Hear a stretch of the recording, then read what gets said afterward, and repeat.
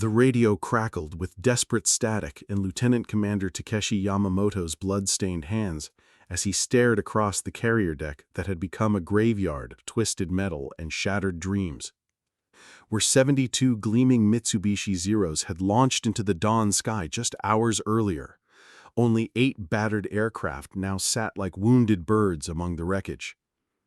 Around him, veteran naval aviators who had dominated Pacific skies for 3 years stood in stunned silence, watching deck crews frantically push smoking aircraft carcasses over the side while oil fires painted the horizon in apocalyptic orange.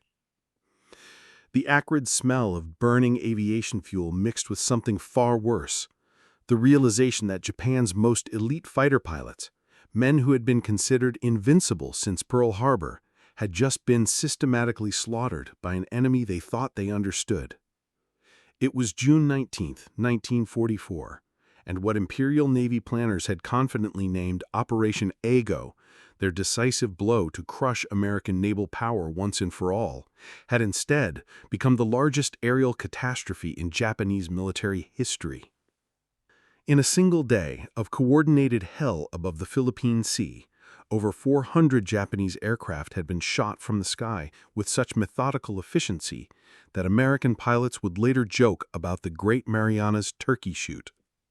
But for Yamamoto and the handful of survivors now watching their floating airfield burn, there was nothing amusing about witnessing the complete annihilation of Japan's air superiority in what felt like mere minutes of incomprehensible violence. This moment represented something far more shocking than tactical defeat or even strategic disaster. These men were witnessing the systematic destruction of everything they had believed about aerial warfare, about Japanese superiority, about the very nature of modern combat itself. They had launched that morning as members of the world's most experienced carrier air force, flying aircraft they believed were superior to anything America could field. They were returning as broken survivors of an industrial massacre, having encountered an enemy air force so vast, so technologically advanced, and so ruthlessly efficient that it might as well have been piloted by machines from another world entirely. Yamamoto had awakened before dawn that morning, expecting to deliver the crushing blow that would finally break American naval power in the Pacific. Operation Ago represented everything Imperial Japanese Navy doctrine promised, a concentrated strike by Japan's finest pilots flying the most advanced aircraft in their arsenal, aimed at the heart of the enemy fleet. What he hadn't expected was to find himself clinging to the bridge of a burning carrier, watching the systematic extermination of an air force that had taken decades to build and could never be replaced. The mathematical brutality of the loss was staggering. 400 aircraft destroyed, over 400 of Japan's most irreplaceable pilots dead or missing, and America's Task Force 58 sailing away virtually unscathed after what could only be described as an aerial execution. The psychological shock was so profound that many surviving pilots initially refused to file accurate reports, convinced that admitting the true scope of the disaster would be dismissed as cowardice or hallucination. How could anyone believe that American fighters had appeared in numbers that darkened the sky? How could commanders accept that Japanese Zeros, aircraft that had once swept Allied planes from Pacific skies with contemptuous ease, had been shot down at ratios of 10-1, 20-1, in some cases without scoring a single hit on their attackers? The very foundation of Japanese air doctrine, that superior training, fighting spirit, and aircraft quality could overcome any numerical disadvantage, lay shattered on the ocean floor along with the twisted remains of Japan's carrier air groups. But this story isn't just about 400 lost aircraft, or even the thousands of irreplaceable aircrew who died that day. It's about a collision between two fundamentally different philosophies of modern warfare. One driven by elite craftsmanship, where individual pilots trained for years to achieve perfection, where each aircraft was hand-assembled by master craftsmen, where fighting spirit and personal honor were considered more valuable than raw numbers. The other by mass production, technological innovation, and the ruthless application of industrial capacity to the problems of combat, where pilots could be trained in months rather than years, where aircraft rolled off assembly lines like automobiles, where victory went not to the most skillful, but to the most numerous and best equipped. When Japan's finest naval aviators encountered American air power on June 19, 1944, they weren't just experiencing military defeat, they were witnessing their first brutal encounter with industrialized warfare, a glimpse into a future where traditional martial virtues would be overwhelmed by assembly line efficiency, where individual excellence would be crushed beneath the weight of mass production, and where the very concepts of honor and craftsmanship that had defined Japanese military culture would be revealed as beautiful but ultimately obsolete relics of a bygone age.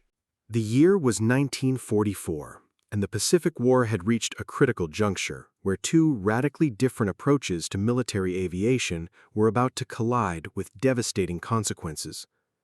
For Japan, naval aviation represented the pinnacle of military craftsmanship, a system built around the belief that superior individual skill and meticulously engineered aircraft could overcome any numerical disadvantage. Japanese pilot training was an exhausting marathon that consumed 2 to 3 years of intensive instruction, where only the most exceptional candidates survived the grueling selection process. These men weren't just pilots, they were elite warriors whose training emphasized not just flying skills, but spiritual discipline, tactical perfection, and an almost mystical connection between man and machine. Each pilot represented a massive investment of time, resources, and national prestige that could never be quickly replaced. Japanese aircraft production reflected the same philosophy of quality over quantity. The Mitsubishi Zero, Japan's premier carrier fighter, was largely hand-assembled by skilled craftsmen who treated each aircraft as a work of engineering art. Every component was carefully fitted, every system meticulously calibrated, every detail refined to achieve maximum performance.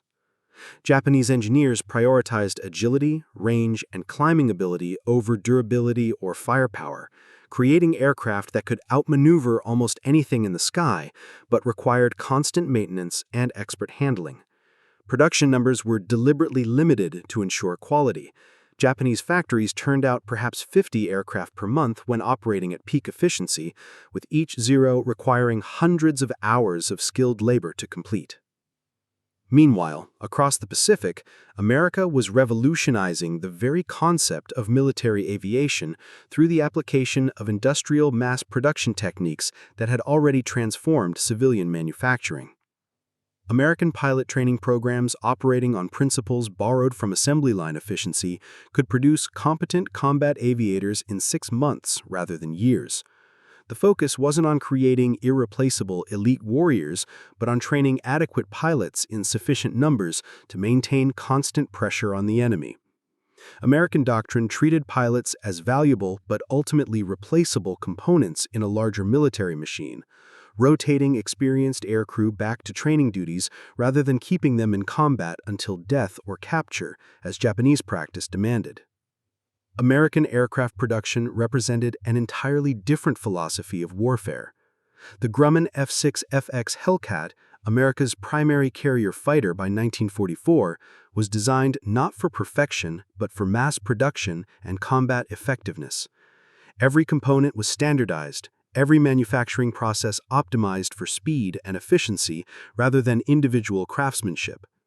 Where Japanese factories might produce 50 aircraft per month, American plants were churning out over 1,000 fighters monthly by 1944, with each aircraft requiring a fraction of the skilled labor demanded by Japanese production methods.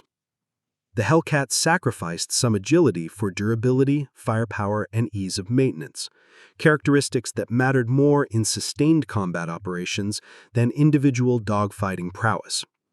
The contrast in resources was staggering and would prove decisive. Japan's entire aircraft industry, operating at maximum capacity, could barely replace the losses from a single major engagement. America's industrial base was producing aircraft faster than training programs could graduate pilots to fly them, creating a surplus of both machines and aircrew that allowed for aggressive tactics and acceptable loss rates that would have crippled Japanese operations.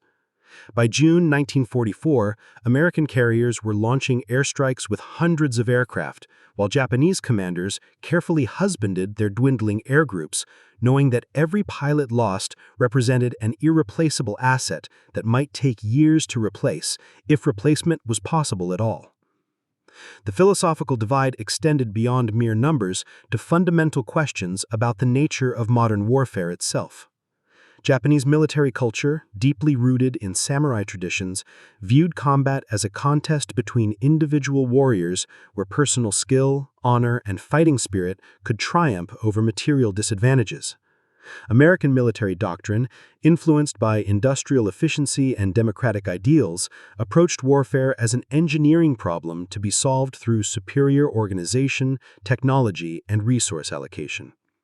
Both approaches had achieved remarkable successes in the early years of the Pacific War, but by 1944, the mathematics of attrition were beginning to favor the side that could replace losses faster than the enemy could inflict them. The launch began at 0630 hours with all the confidence and ceremony that had characterized Japanese naval aviation since Pearl Harbor. From 9 aircraft carriers spread across the Philippine Sea, wave after wave of Japanese aircraft rose into the tropical dawn. 432 of the finest pilots Japan could still muster, flying aircraft that represented the accumulated expertise of the nation's most skilled engineers and craftsmen. Lieutenant Commander Yamamoto watched from the bridge of the carrier Zuikaku as his squadron of 18 Zeros formed up with practiced precision, their engines singing in perfect harmony as they climbed toward their assigned altitude. The sight was magnificent, almost choreographed in its beauty, a steel ballet of disciplined warriors heading toward what Japanese planners confidently expected would be the decisive victory that would break American naval power forever. The first radio transmissions crackled with routine professionalism as Japanese formations approached their targets. Pilots reported normal fuel consumption, excellent visibility, and high morale as they flew toward coordinates where American Task Force 58 was supposed to be waiting like sheep for slaughter. But as the morning progressed, something began to go terribly wrong. Flight leader Saburo Sakai's voice, normally calm and controlled, took on an edge of confusion as he reported contact with enemy fighters. "Multiple bogeys at Angels 20, he transmitted, using the standard altitude code. Then, moments later, his tone shifted to something approaching disbelief. "Correction, massive enemy formation. Count appears to be... This cannot be correct." The radio fell silent for several heartbeats before Sakai's voice returned, tight with tension. "Request immediate assistance. We are heavily outnumbered." What the Japanese pilots had encountered defied everything they thought they knew about American naval aviation. Instead of the modest combat air patrols they expected, the sky seemed to be filled with American fighters, not dozens, but hundreds of F-6F Hellcats rising from carriers the Japanese intelligence had failed to detect. Pilot Officer Hiroshi Nishizawa, one of Japan's most experienced aces, later described the moment of contact in terms that bordered on the surreal. "Where we expected to find perhaps 20 or 30 American aircraft, we discovered formations that stretched to the horizon. They rose from the sea like a swarm of silver hornets, more aircraft than I had ever seen in one place. Our entire strike force was suddenly outnumbered by margins that made tactical sense impossible." The technological superiority the Japanese pilots had taken for granted since the war's beginning evaporated within minutes of first contact. The new American Hellcats weren't just numerous, they were faster, more heavily armed, and equipped with radar-guided intercept capabilities that allowed them to position themselves advantageously before Japanese pilots even knew they were under attack. Flight Petty Officer Tetsuzo Iwamoto, flying his carefully maintained Zero with the same skill that had made him an ace, found himself helplessly outclassed by American pilots who seemed to possess supernatural awareness of his location and intentions. They attacked from angles we could not see, with coordination that suggested they could read our minds. My Zero, which had always been faster and more agile than any American fighter, now felt like a training aircraft facing combat machines from the future. The systematic nature of the American response became horrifyingly clear as Japanese formations were methodically dismantled by enemy fighters that seemed to appear from everywhere at once. American pilots, guided by shipboard radar and coordinated through radio communications that Japanese forces couldn't intercept or jam, struck with the precision of a well-oiled machine, rather than the individual heroism that characterized Japanese air combat. Squadron leader Minoru Genda, watching his carefully trained pilots disappear from his formation with mechanical regularity, transmitted what would become one of the most chilling radio messages in Japanese naval history. This is not combat. This is systematic extermination. The Americans are not fighting us. They are processing us. As the morning wore on, the radio channels filled with increasingly desperate calls for assistance from Japanese pilots who found themselves trapped in a three-dimensional killing field where American fighters seemed to possess every possible advantage. The careful formations that looked so impressive during launch were dissolving into individual struggles for survival, with veteran pilots who had dominated Pacific skies for 3 years now reduced to flying defensive patterns while their aircraft were picked off one by one. Ensign Kaneyoshi Muto, one of the few pilots to survive the initial contact, described the experience in his post-battle debriefing. I watched Tanaka-san, who had shot down 30 Allied aircraft, spiral into the ocean after being hit by an American pilot who seemed barely old enough to fly. The enemy fought with no emotion, no individual style, just efficient violence applied with industrial precision. By midday, as the scope of the disaster became undeniable, surviving Japanese pilots began transmitting reports that revealed a truth far more devastating than simple tactical defeat. The Americans weren't just winning, they were operating according to principles of warfare that made traditional Japanese air doctrine appear hopelessly obsolete. Flight Petty Officer Saburo Sakai, managing to nurse his damaged Zero back toward the fleet, radioed observations that would haunt Japanese Naval Command for the remainder of the war. The enemy pilots fight like factory workers completing an assembly process. They show no individual flair, no personal vendetta, no samurai spirit. Yet they are destroying us with mechanical efficiency that makes our warrior traditions seem like elaborate suicide rituals. The technological gap that had opened between Japanese and American aviation became starkly apparent to pilots who had grown accustomed to their aircraft's superiority. Zero pilot Hiroshi Nishizawa, engaging an American Hellcat in what should have been a routine dogfight, discovered that his opponent possessed advantages that rendered traditional aerial combat techniques useless. My Zero could still turn more tightly, he later recounted in debriefing, but the American fighter was faster in every other respect, faster climbing, faster diving, faster in straight-line flight.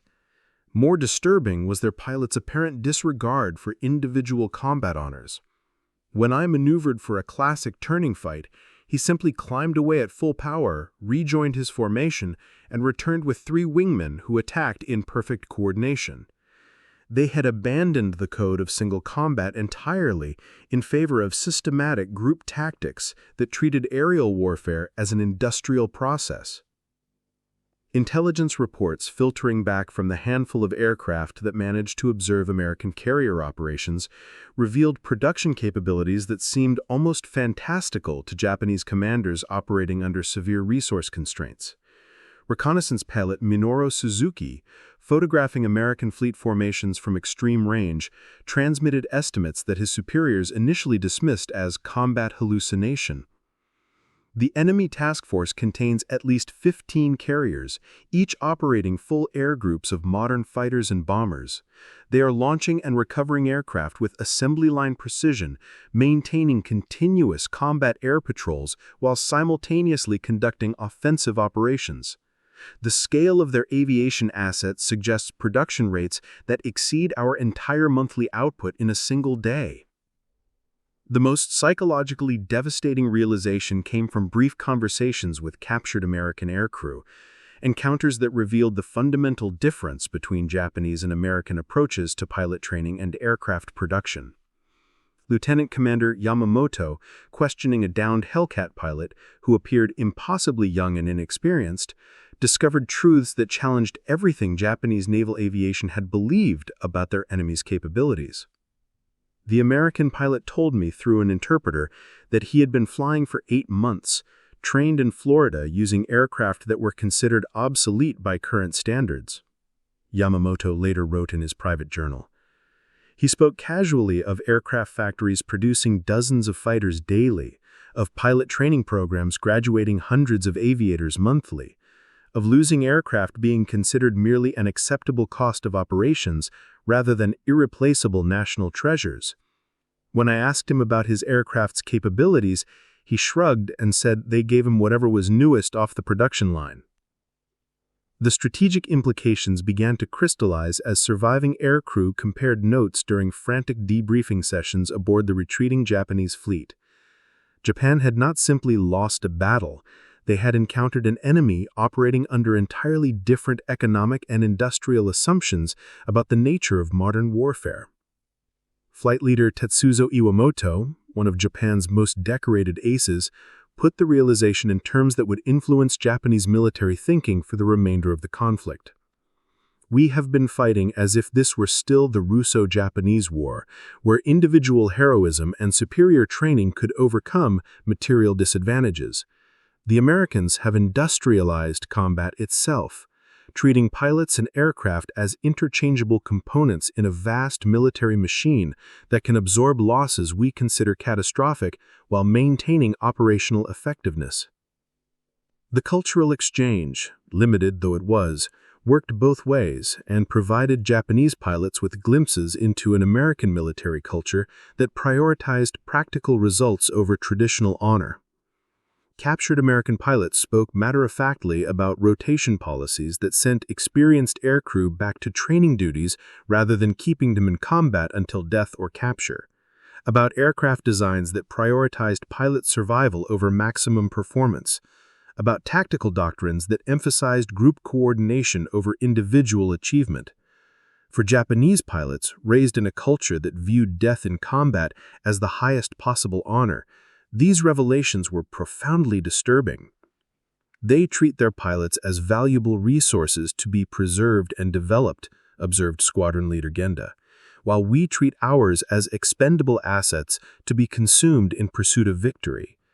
Their approach may lack spiritual beauty, but it produces sustainable military power on a scale we cannot match. Perhaps most shocking was the casual abundance that characterized American military operations, revealed through intelligence gathered from captured equipment and prisoner interrogation. Japanese pilots discovered that their enemies were operating aircraft equipped with electronics, armor, and weapon systems that represented technological investments far exceeding anything Japan could afford for mass production. Their fighters carry more ammunition than our bombers. Their radio equipment is more sophisticated than our command communications. Each American aircraft represents industrial investment that would outfit an entire Japanese squadron, yet they build them in thousands and treat combat losses as routine operational expenses. The mathematical reality became inescapable as damage assessment reports reached Japanese fleet commanders throughout the afternoon. In approximately 8 hours of combat, Japan had lost nearly half of its remaining carrier-qualified pilots and almost 400 irreplaceable aircraft, while inflicting minimal damage to American forces.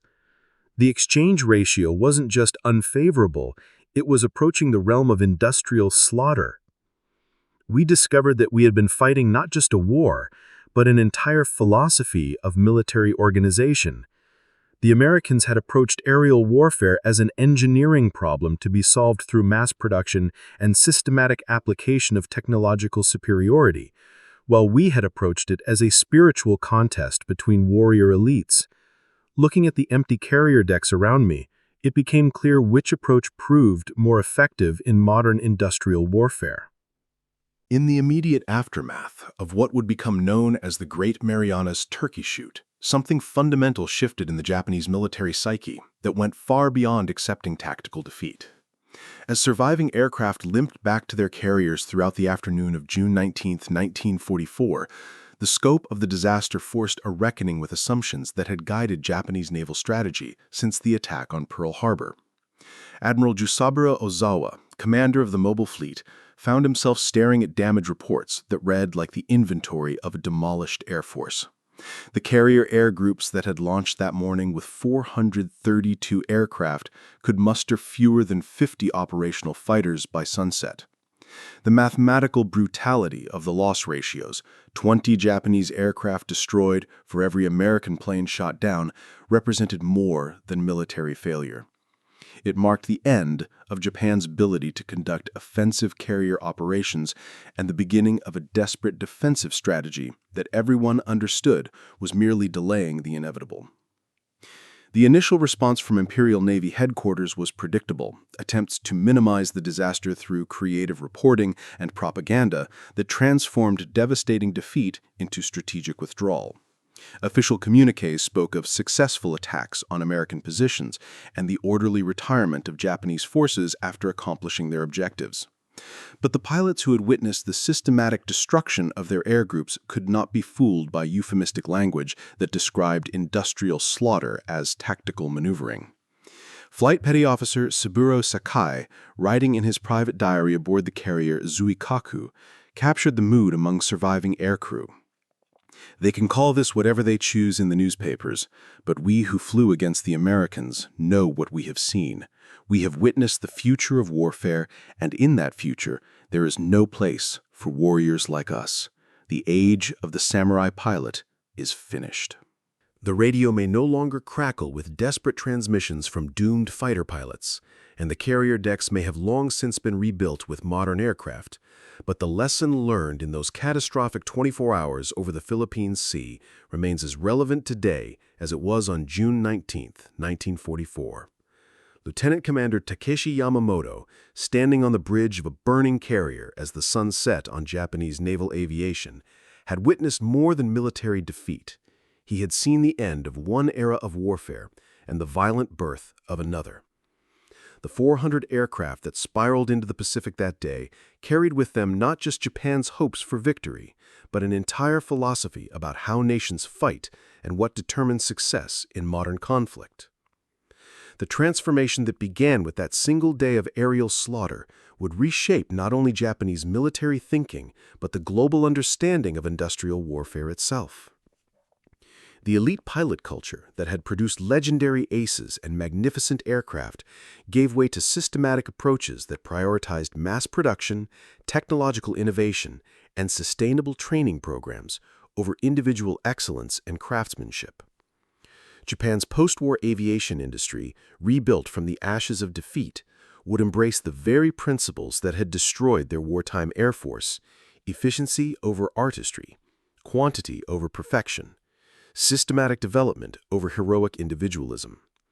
The companies that emerged from Japan's industrial reconstruction became masters of the mass production techniques they had once scorned, creating automotive and electronics industries that would dominate global markets through the same organizational principles that had made American wartime production so devastatingly effective. The surviving pilots who had witnessed the systematic destruction of their air groups became bridges between the old Japan and the new, carrying with them hard-won understanding of what modern industrial competition actually required. Men like Saburo Sakai, who had watched helplessly as American fighters swarmed through Japanese formations with mechanical precision, later became advocates for the technological and organizational changes that would transform Japan into an economic powerhouse. They understood, in ways that civilian planners could not, that true strength in the modern world came not from the willingness to sacrifice individual lives for abstract honor, but from the capacity to organize human effort and technological resources on scales that previous generations had never imagined possible. The mathematical lesson of the Marianas Turkey Shoot, that sustainable industrial production defeats unsustainable excellence, became a guiding principle for Japan's remarkable post-war recovery. The same nation that had lost 400 aircraft in a single day because it could not replace skilled pilots or sophisticated machines fast enough, eventually became a leader in manufacturing processes that could produce millions of high-quality products with unprecedented efficiency. The assembly line mentality that Japanese military culture had once dismissed as spiritually inferior became the foundation for economic success that exceeded anything achieved through traditional methods of organization and production. But perhaps the most profound legacy of that devastating day lies in its demonstration of how quickly and completely technological and organizational advantages render traditional approaches obsolete. The Japanese pilots who launched that morning believing in the superiority of their training, aircraft, and fighting spirit discovered within hours that their assumptions about warfare were as outdated as cavalry charges against machine guns. In the modern world, where technological change accelerates at unprecedented rates and organizational innovations can transform entire industries overnight, the lesson remains critically relevant. Adaptability and systematic innovation matter more than traditional excellence. Sustainable production capacity outweighs irreplaceable craftsmanship, and the willingness to abandon cherished assumptions often determines survival. True military and economic power in the contemporary world comes not from the cultivation of elite warriors or the perfection of individual products, but from the capacity to organize vast systems of production, innovation, and human development that can adapt to changing circumstances while maintaining competitive advantages through continuous improvement rather than static excellence. The nations and organizations that thrive today are those that have learned to embrace the industrial principles that destroyed Japan's naval aviation in 1944. Systematic training programs that produce competent professionals in large numbers, manufacturing processes that emphasize reliability and scalability over individual craftsmanship, and strategic thinking that treats technological and organizational capabilities as more important than traditional measures of strength and honor. In the end, the Japanese pilots who couldn't believe they had lost 400 planes in 24 hours discovered something more valuable than any tactical victory or strategic advantage. They discovered that the modern world belongs to those who can master the arts of systematic production, continuous innovation, and organizational efficiency, rather than those who cling to traditional notions of individual excellence and spiritual superiority. The burning aircraft that fell into the Philippine Sea that day had carried within them the end of warfare as personal combat between elite warriors and the birth of conflict as industrial competition between entire societies. The battle was over in a single day, but the real transformation, the triumph of systematic organization over individual heroism, of sustainable production over irreplaceable craftsmanship, of adaptive innovation over rigid tradition, was just beginning to reshape not only warfare, but the entire structure of global civilization itself.